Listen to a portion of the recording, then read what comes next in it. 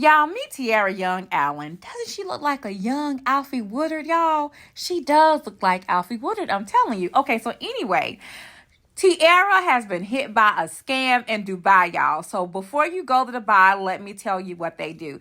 This lady right here is the CEO of an organization called Detained in Dubai. It's a nonprofit. This scam happened so often that they had to get a nonprofit, y'all.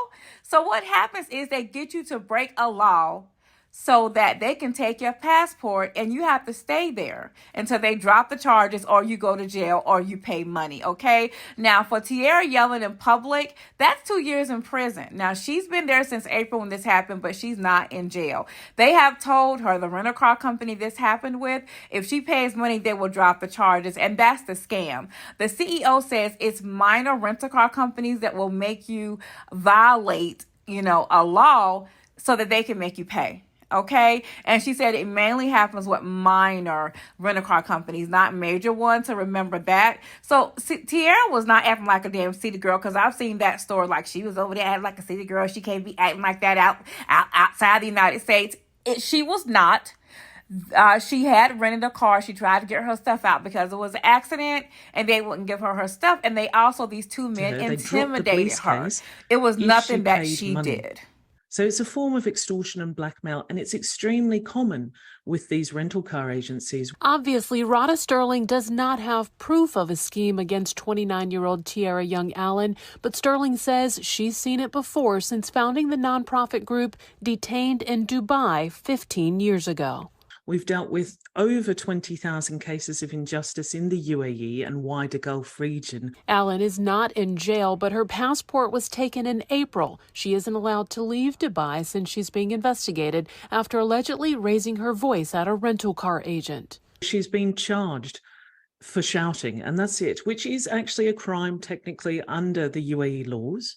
It's offensive behavior, and it can warrant up to 2 years in prison. This started after Allen's mom says her daughter was a passenger in a rental car and the driver had a wreck. She then went to the rental car company to get her belongings left in the vehicle. She was met with 2 men at the rental car agency who were quite aggressive, who said that she couldn't have her possessions back. And then she says they started intimidating her and following her out. And so she shouted back at them to stop, to leave her alone. Sterling says she believes Allen and others are baited into certain behavior, which she says just does not happen with major rental car companies there. It's usually the luxury rental car or the private rental car companies, and they have a pattern of behavior of taking allegations against their customers, withholding their passports at the front desk and provoking them. Sterling says unlike Allen, she was recently contacted by other Americans who did pay. They paid over $20,000 to this rental car company that they didn't owe. So it's something we're seeing again and again.